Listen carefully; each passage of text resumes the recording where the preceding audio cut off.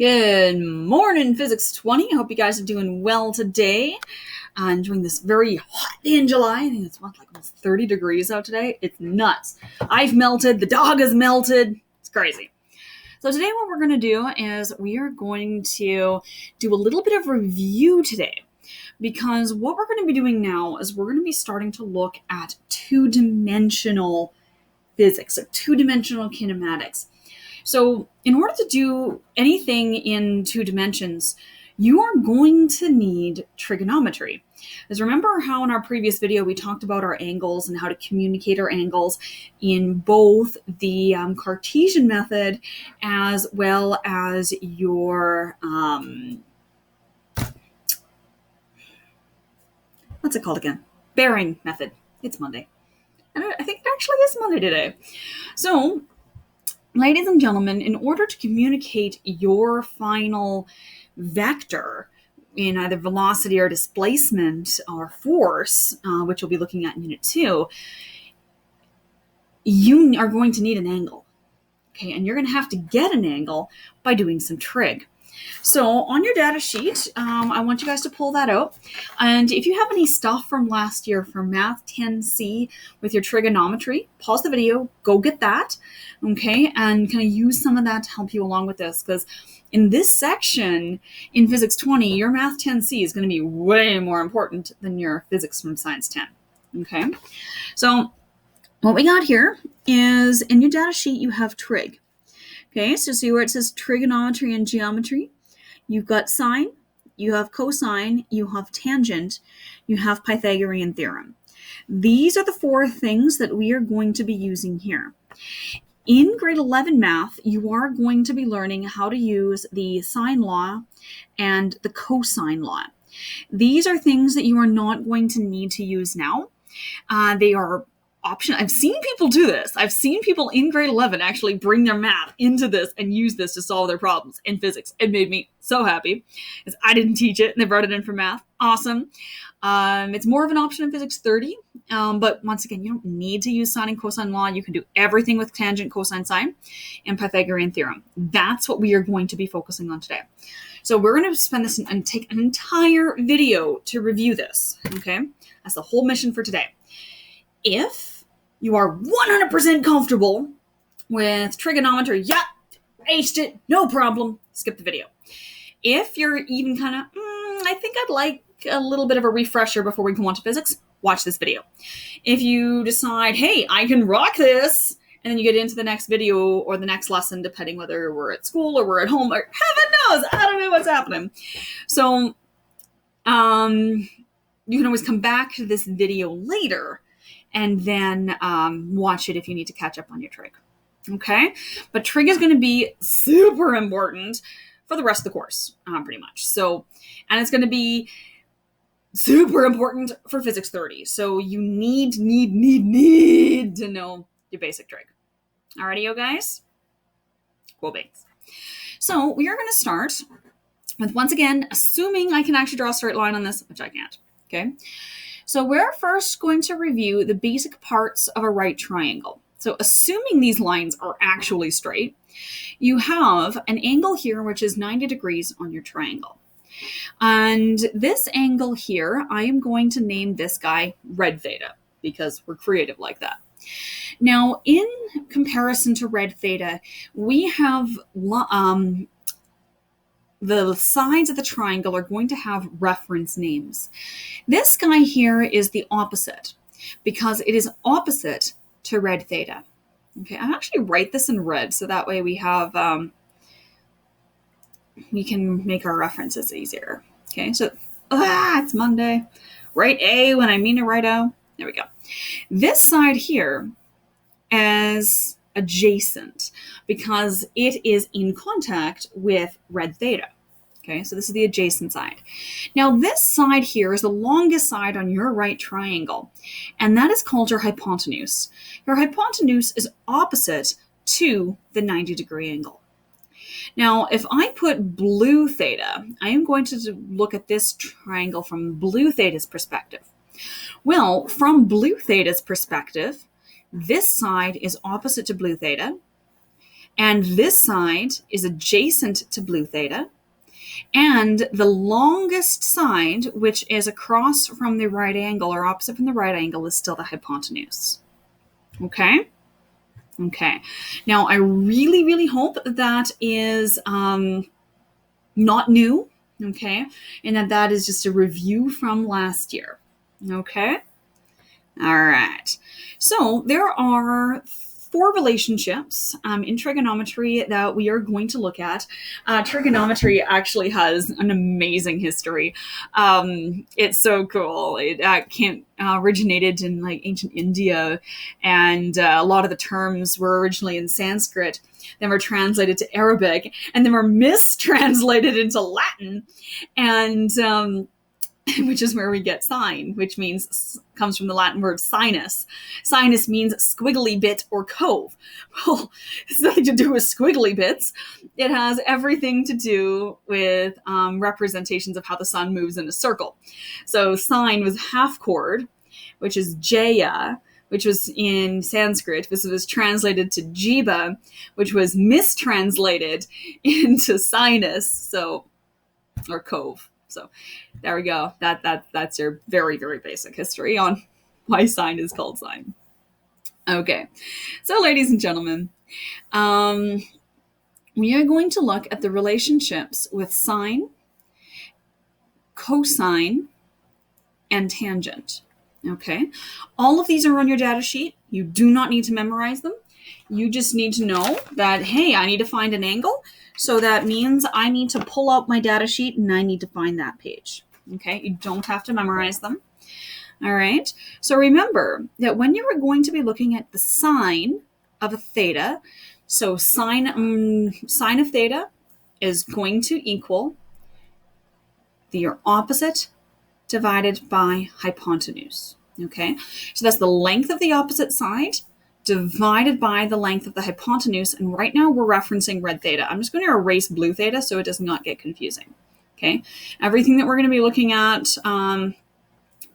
for this example, I will reference to red theta. Okay, and so the length of the opposite divided by the length of hypotenuse is going to equal the sine of theta. Okay, cosine of theta is going to equal the adjacent divided by hypotenuse.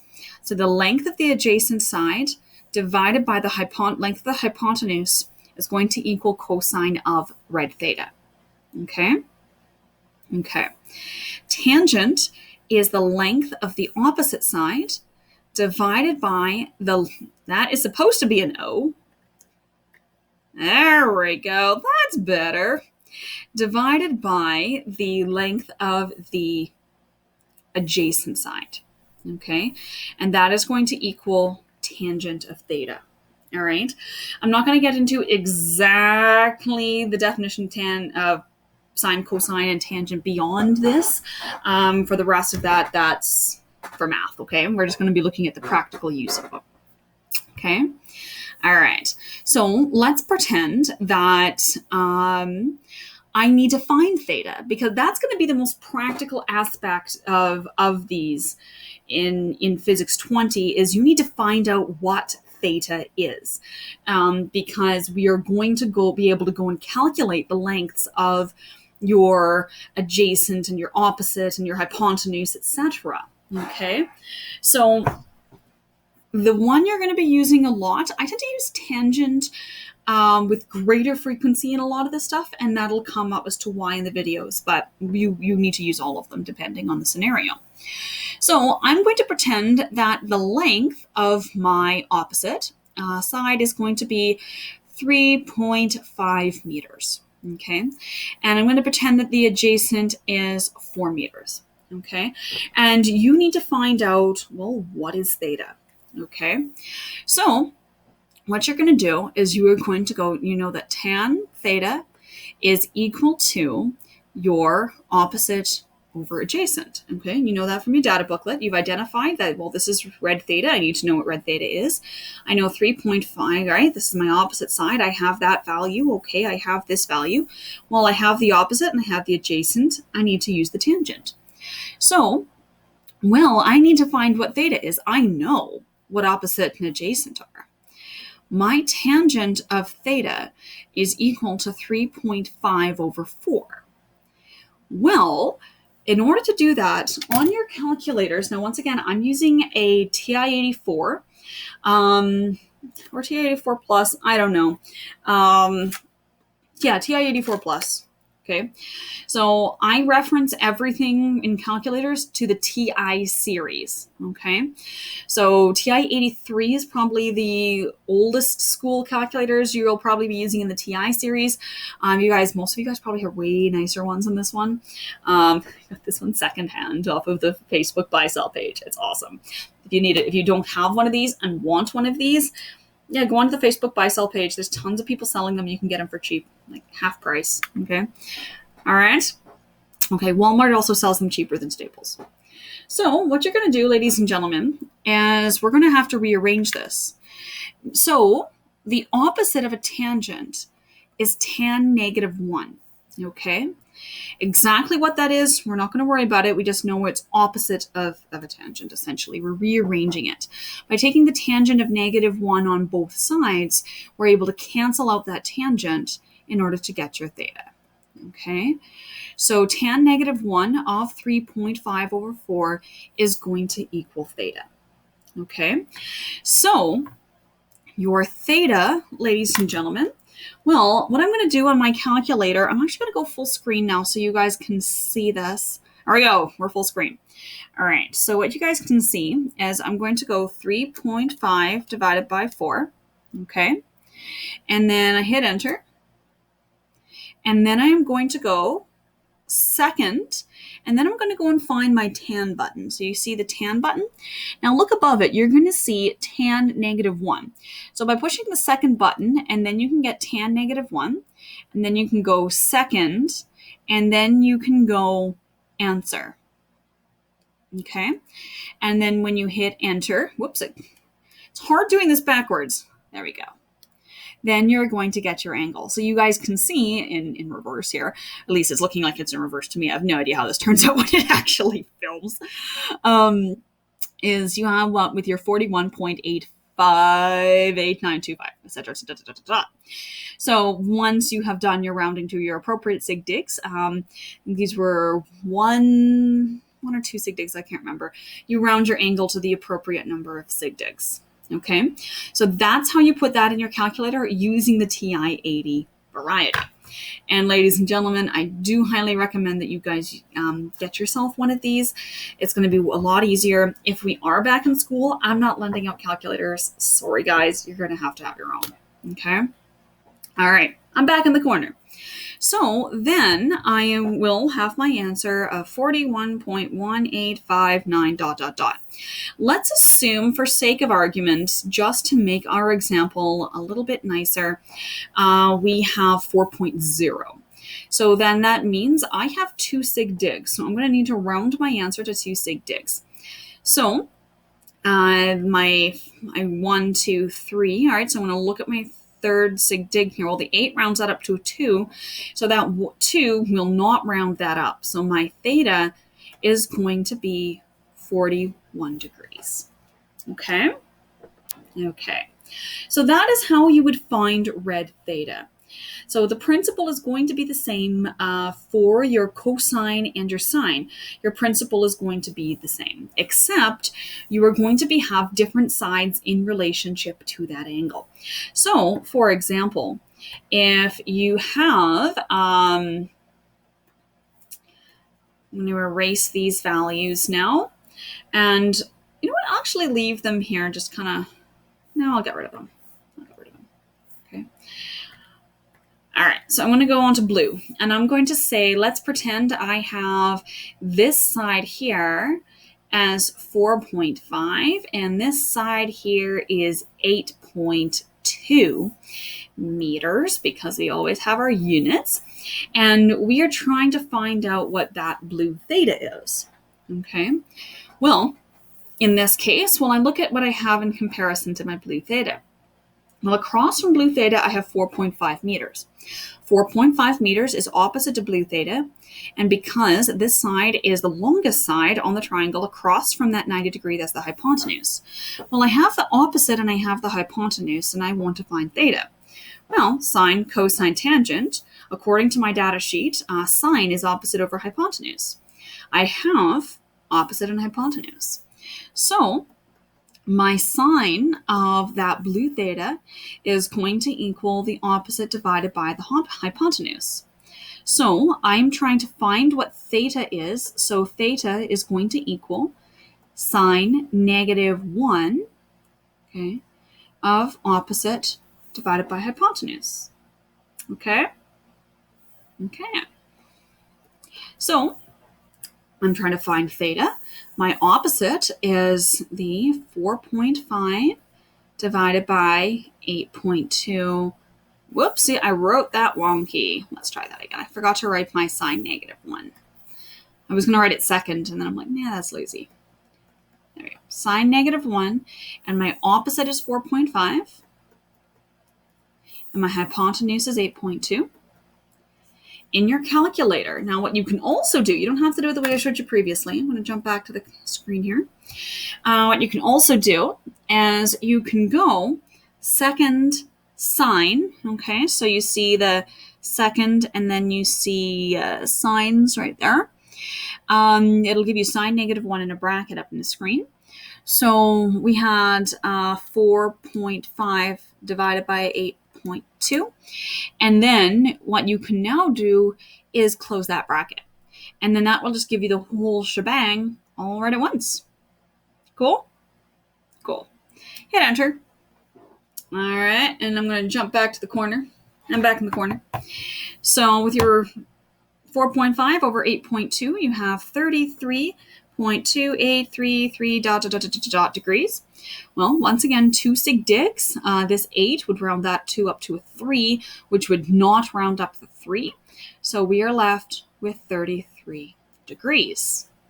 Okay. All right, so that's how you would find theta using these values. But what happens if I have an angle and I need a side length? You're just going to have to rearrange. So let's look at a different example. I'm going to switch colors and we're going to go green. I'm going to erase these values here. Okay, so for my green example, I'm going to make up some numbers.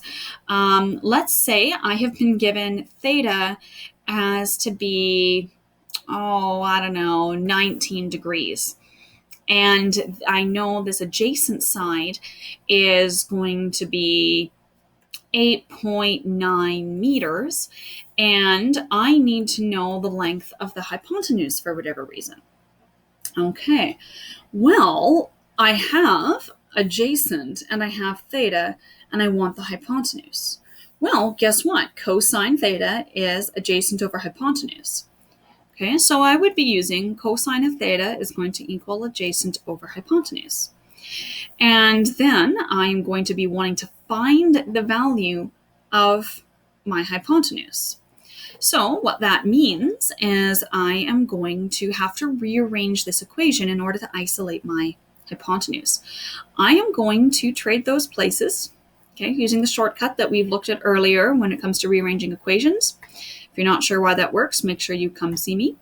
So my hypotenuse is going to equal the adjacent divided by cosine of theta. So the length of the hypotenuse, so 8.9 divided by, I just need to scroll down a bit here. There we go. So 8.9 divided by my bracket of cosine of 19 degrees.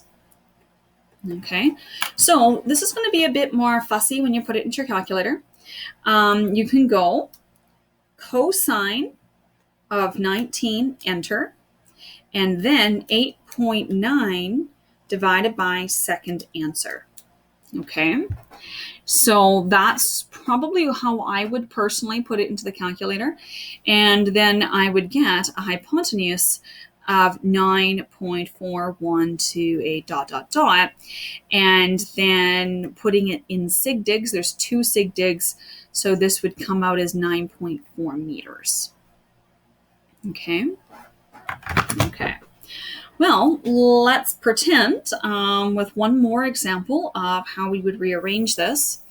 I'm going to erase the green numbers, and I am going to put in pink.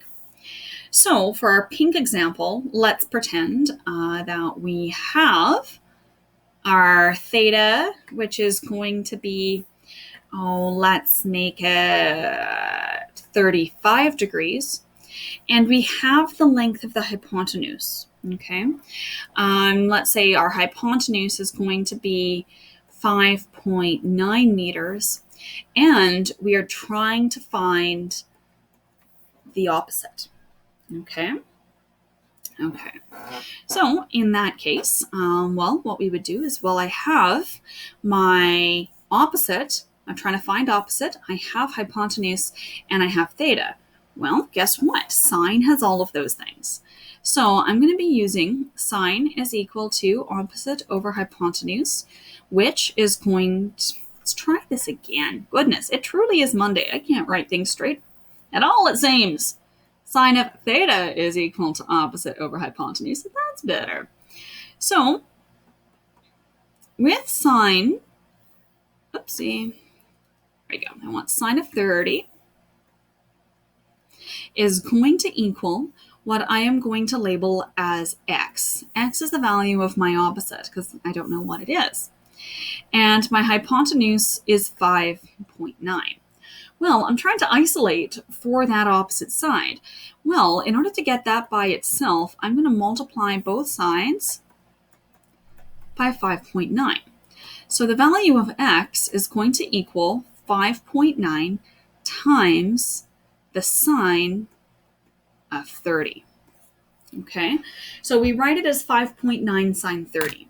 So when you are going to be writing that in there, you can write 5.9 into your calculator. I'm going to jump full screen so you can see this a bit better.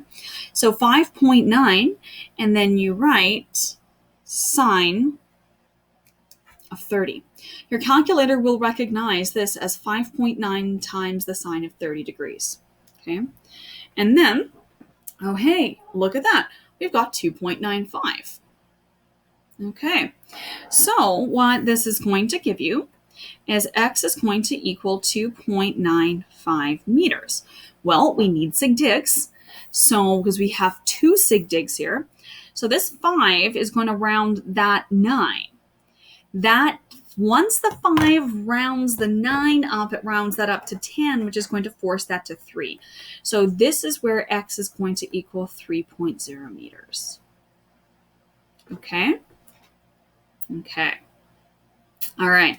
So one other thing I want you guys to pay attention to, this isn't as much of a crisis in grade 11, so physics 20, because you're not using radians in math in grade 11 as much. In grade 12, you do a lot with radians in math. So your calculator needs to be set in degrees before you do any of this. I should have mentioned this at the very beginning. I want you guys to click on your calculator. I'm going to jump full screen. And I want you to click mode. Okay, you see that mode button? Okay, and then you are going to scroll down where you see where it says radian and degree. These calculators are programmed to have their base setting or their default setting in radians. You don't want radians. We're working in degrees in physics 20 and physics 30. In math, sometimes you are going to use radians. When your calculator gets cleared on final exams, this defaults back to radians. So convert your calculator to degrees before you write a test. Otherwise, it'll cost you everything on your test. So I even put memes on the front of final exams reminding you to go into degrees on your calculator. Okay, so that's super important to always do that before you do any trig. Just double check. It takes 2 seconds to make sure your calculator's in degrees. Okay. Okay. All right. So I'm going to go back down to the corner here. All right. So, ladies and gentlemen, that is sine, cosine, and tangent. There is another piece that I want to look at. I'm just going to scroll up. Yeah, I've hijacked these notes to use as a backdrop to write on for this. Okay. All right. So, ladies and gentlemen, the next piece we're going to remind you how to use is Pythagorean Theorem. Okay. So Pythagorean Theorem can only be used with right triangles again. That is the most wonky right triangle of the day. Okay. All right. So with Pythagorean Theorem, we're not going to get into the whys of it. We're just going to look at the what. So what is it? The whys, another day. Okay, you can get the history of Pythagorean Theorem another day. So when we're going to be labeling the sides of the triangle, we have a squared. Oops, sorry, let's try this again. We have a, we have b, and we have c. The hypotenuse is always c.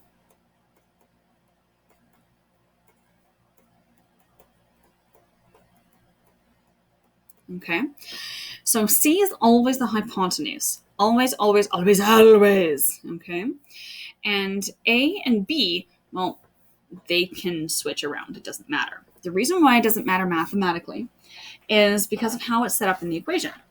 Now, Pythagorean Theorem, ladies and gentlemen, is on your data sheet. It's right there. Okay, you guys see it right there? That's Pythagorean Theorem. So how this works is a squared plus b squared is equal to c squared. What that means is the value of this side times the value of this side, after you square them both, is going to equal the square of the length of your hypotenuse. Okay? Now, what this means is that we can rearrange this equation in order to find the value of things. In physics, I'm trying to think, the only time we generally use this, at least in Physics 20, we tend to use this primarily to find the length of the hypotenuse. Why? We will see that later. Okay, but that's the most important part in Physics 20, so that's the one I'm going to focus on here, is, well, we want to find what c is. Well, if I have 4.5 meters and I have 6 meters here, for sake of sig digs, let's make it 6.0 meters. Okay, and we're trying to find the length of the hypotenuse. Well, I've got this, I have no theta, so I have to use this. Well, the hypotenuse is always c. So in order to get the value of c, I need to square root that to cancel that. Well, I need to square root that side too. So that would mean the length of the hypotenuse is equal to the square root of a squared plus b squared. Now, when you're putting this into your calculator, you need to recognize that all of this is happening first before you square root. Okay? So in order to find the length of the hypotenuse, it's going to equal 4.5 squared plus 6.0 squared, square root the lot.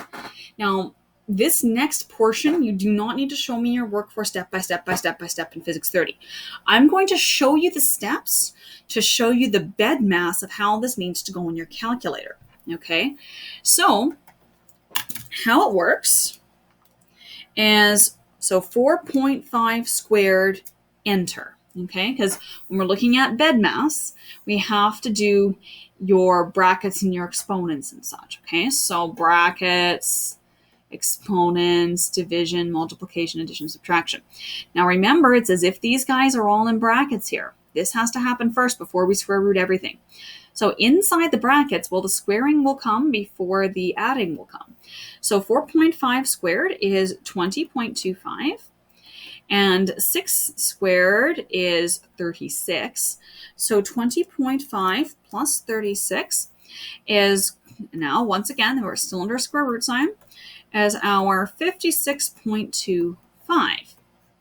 Okay, so then in your calculator, once you have your answer, you can go second square root, second answer, and then you will get the value of that hypotenuse to be 7.5. All right, so, well, 2 sig digs. Hey, look at that. I put units, and there we go. Okay, now When it comes to showing your work in physics for the Pythagorean theorem, what I expect to see is in grade 11, it's a good idea for you to show this, and then your answer. I do not need to see these middle steps written down on paper. Because these are from grade 10 math, I just make the assumption that after this point that you can use Pythagorean theorem. If Pythagorean theorem is still causing you grief, please, please, please make sure you come and see me. If we're at school, come see me in focus block. If we are on learning at home, come see me on a Google Meet. However we're doing things, I don't know. It's COVID. No one knows what's happening. The fact that I'm recording videos in July on the hottest day of the summer so far is telling you how much we really don't know what is happening. So check with me in some fashion if you don't understand this. Because in all of the videos from now on, I'm going to assume that you understand trig. I'm going to make the assumption that you can use tan, cosine, sine, and Pythagorean theorem, okay, and yet you can recognize when to use them on a triangle. The when in a calculation to use them, that I'll show you. The significance in your vectors, that I'll show you in the next video. But just the basics, the science tan version of trig, I need you guys to make sure you're comfortable with. Okay? Okay, so if you need any help with this, make sure you come and see me, get help with it, watch this video many times, come back to this, listen to my charming voice again, so then that way you can get some extra practice. Okay? Okay. I don't have my workbook on me. It's at school in my filing cabinet. So I can't give you problems right at the moment, but there definitely are trig problems in there. Open up your workbooks, look in the table of contents, find some trig practice problems, have a go at some of those. All right? Okay. So ladies and gentlemen, no fires, injuries, or explosions. Wear sunscreen. Avoid rampaging viruses. And we'll talk to you next time. Bye, guys.